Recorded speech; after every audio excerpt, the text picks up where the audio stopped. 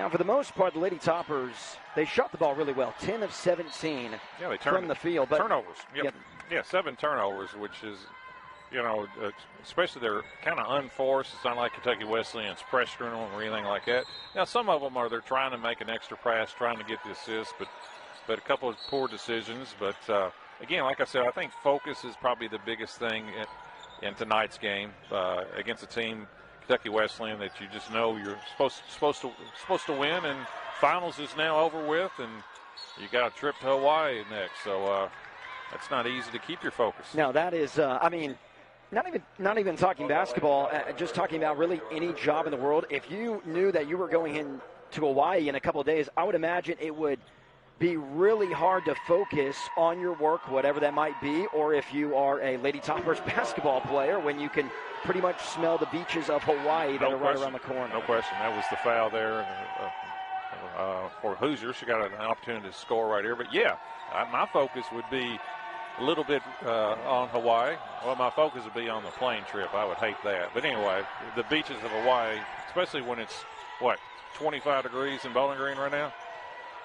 Yeah, it feels like it. And it's probably 80, 90 degrees in beautiful Hawaii. Lady Toppers back with the basketball. Here's Salma Kadur.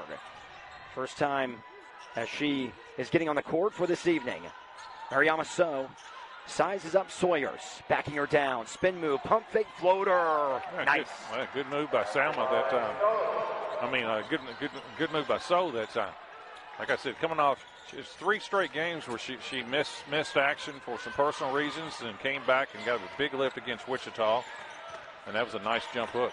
It's been a weird season for Mariama So off the bench, because there's been some spurts where it looks like she's going to be a key player for this team, and then other games she's non-existent. But no, they need her. Yeah, she's a must because of her size. And down the road against big teams like Middle and Liberty, who's got great size. 6'5", 6'6", Middle and Liberty, they're going to need her size. The stats are weird, too. Coming into tonight, she's only had 2 games where she scored the basketball, but both those games were big. She had a 17-point game off the bench, and then you just mentioned last game against Wichita State, she had 12. As Sophia Talegdi comes in for Mariama So. 25-17 Lady Toppers. Meade inbounding it underneath the basket. High up for Destiny Sally, back in the corner for Acacia Hayes. Gets by her defender, gets by another one, and foul, but I believe it's on the floor. It's going to be on Montgomery that time. A little body check against Acacia Hayes. What have you liked so far about Kentucky Wesleyan? They're playing with poise. I mean, they're turning it over some, but for the most part, once they get it down the floor, their offensive sets, they're running good looks. Dabu has played super. She's got 10 points for them for Wesleyan. So I've been impressed with Wesleyan. They don't look intimidated. That's a nice basket by Kadur. Kadur is kind of lacking some confidence. She did not play her last game and really battled foul trouble more than anything. So she needs to. This would be a good opportunity for her to kind of rebuild that confidence up, because I do think Kadur will be a good player down the road for WKU. 3 ball by Steinbrickner is off to the right, rolls out of bounds. Dabu's back in the game. Dabu spent her first 3 seasons with Florida Southern. Grew up in Wilmette, Illinois. 5'7" shooting guard. Senior for this team that, like you said, without a doubt, she has had the best start for the Panthers out of anybody that's played tonight. Hayes from the logo, and she drains it. That is Acacia Hayes to a T on that shot. That's why she's such a valuable member of the WKU's team. Leading scorer the last 2 years for WKU. And when she is healthy, she is a tremendous player. Drop off to Montgomery, denied by Kadur. Talegdi needs some help. Acacia Hayes is there, or Alexis Meade. Hayes thought about another 3. This time to the rack. Off her knee, out of bounds of the Lady Toppers. 3 subs coming in for the Panthers, 1 for WKU.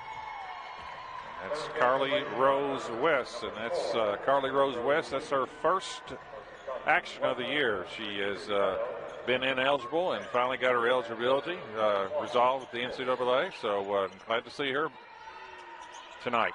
Yeah, for WKU. Kaylee, the senior from Orlando, Florida. You know, even though she has spent a lot of time playing college basketball, there has to be some butterflies in this game. No question about it.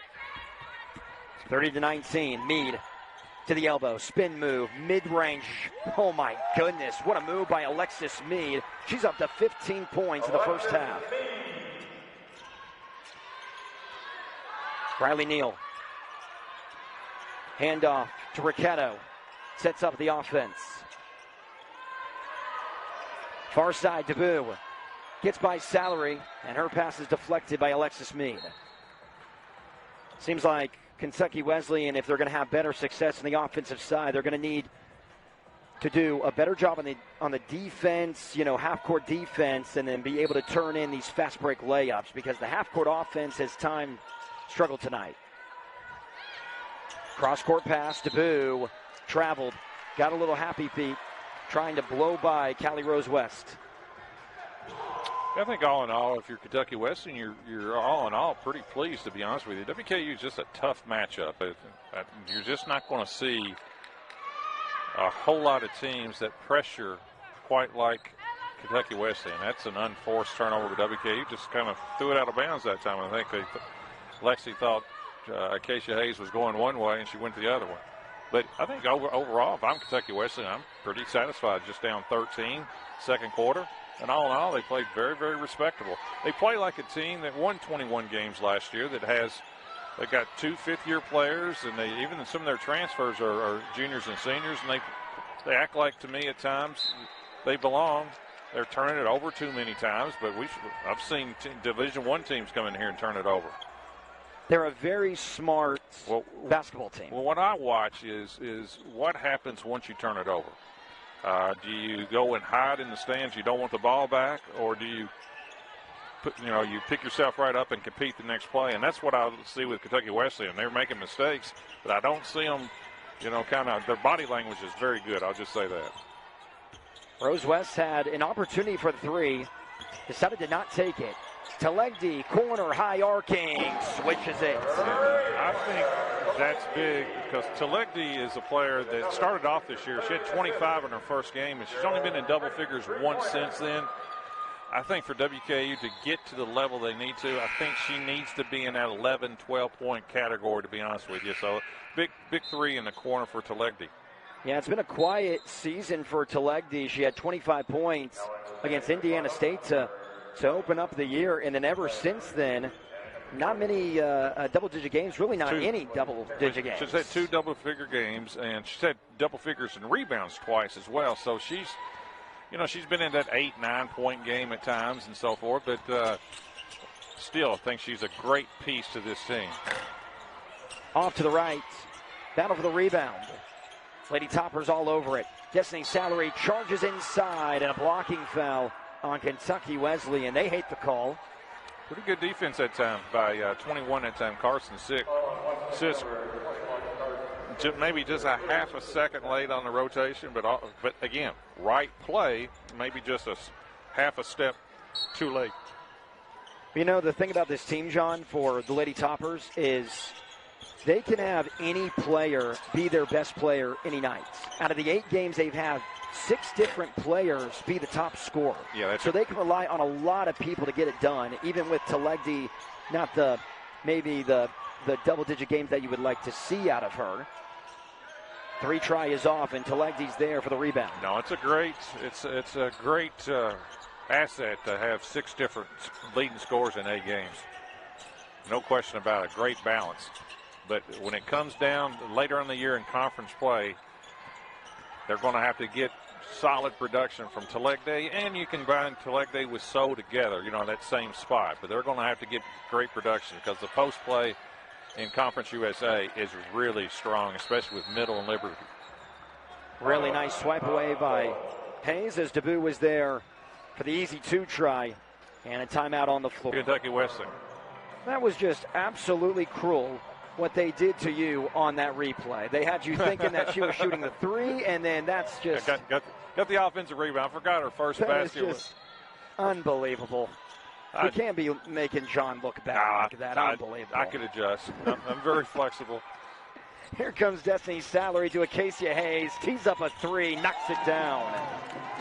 10 turnovers and for Kentucky Wesleyan and give Destiny a salary that assist.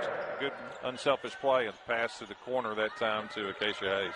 19-point lead for the Lady Toppers. Callie Rose West still getting her feet wet into this season. First game for the Lady Toppers this year. Montgomery splashes in a three from the corner. I like Montgomery. She's got a nice looking shot. She's about 6 foot, 6'1" right there. It's her second three.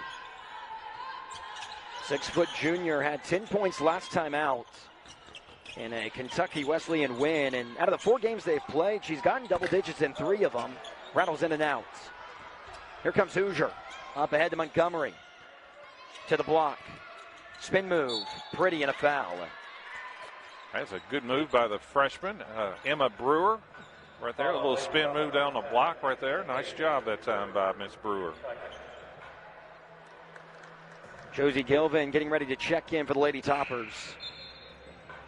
So with the Lady Toppers, yes, it's going to be fun going to Hawaii. That's an amazing trip for the program, but it still is a business trip, and I'm sure Greg Collins has talked about that extensively because Oregon State, the first team that they play in Maui, that is not going to be an easy game. Not a traditional power. They made it all the way last year to the round of 16 last year, and coach there at forgot his name, Scott. I've gone blank. He does a tremendous job at Oregon State. Now, they lost a ton of players to the transfer portal because Oregon State dropped out. Well, the Pac-10 left them, to be honest with you. But, no, that's a great program. Callie Rose West, her first bucket as a Lady Topper, and is a beautiful three from the corner. Yeah, I believe it's her first shot. Hoosier needs some help. Mid-range pull-up, in and out. Rose West pulls it in. Hayes. Across the timeline, just over 3 minutes remaining until halftime. Lady Toppers trying to make it a 20-point lead. Rose West lost it. Chatfield, hand in the face, off the backboard, pulled in by Gilvin. Finds Chatfield again, off the glass. This time it's good. That's a great offensive rebound and then assist by Gilvin. So officially a 20-point lead now for WKU.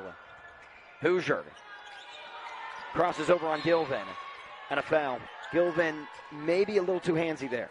That was actually a good job by Hoosier that time. That really caused that foul. She just kind of used her body to shield off Gilvin at the last second. Caused that foul. She just kind of used her body to shield off Gilvin at the last second. That'd be 2 on Gilvin. Could take her out right here with 2 in the first half, but I think in a 20-point lead, I'm not for sure how dangerous it is with Gilvin. I think sometimes players have to learn how to play with fouls, too, to be honest with you. And this may be one of those opportunities. You got 2 in the first half, well, you know, learn to play and don't pick up 3. Chatfield inside the paint. Rose West picks it up, but her pass is taken away by Williams-Harris. Feels the pressure. Baseline for Montgomery. Pulls it out. Up top, and the Panthers set it up. 2 minutes remaining until halftime. All by herself. Sawyers backing down Gilvin. 3 try from the right wing. Splashes it in. Yeah, Kentucky Wesleyan has not been a great three-point shooting team this year.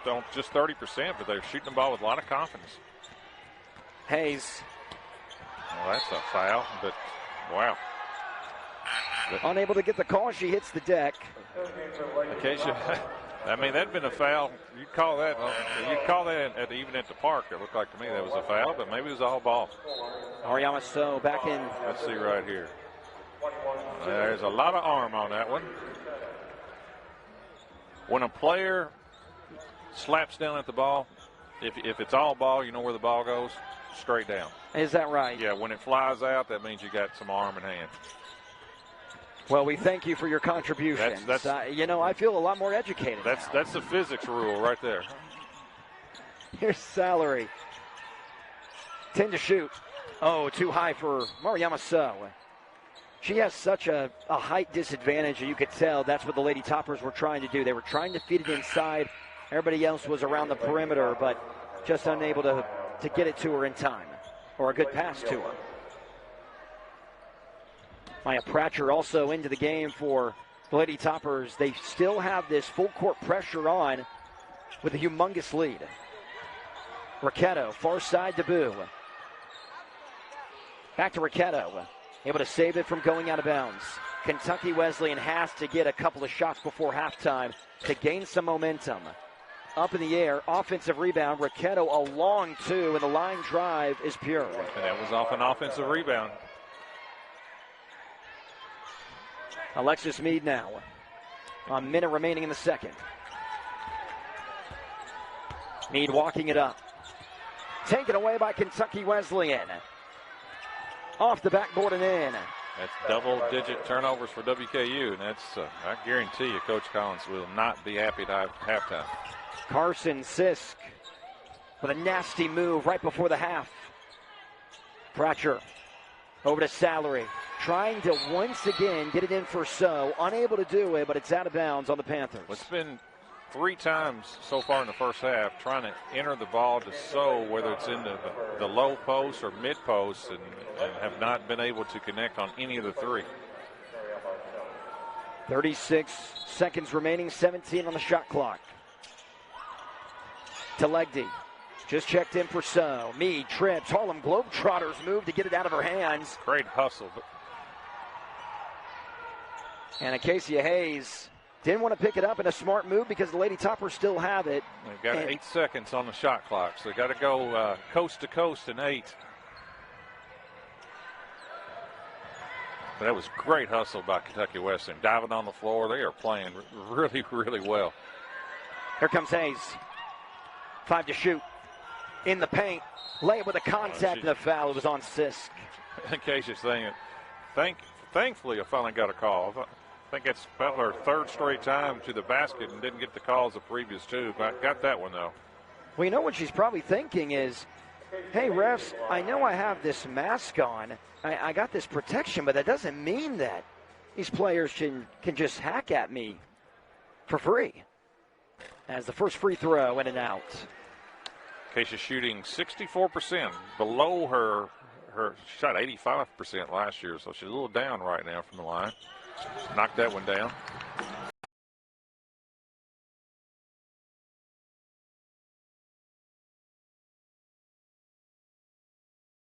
To WKU. You want to take the shot with about 5 seconds on the clock. That's what you prefer to do. It gives you an opportunity to get an offensive rebound if you miss it. Probably the last shot of the half. Pratcher was bumped, no call. 7 seconds. Mead, top of the key. Step back, good inside. pass. Salary off the backboard and in. 1 second, Kentucky Wesleyan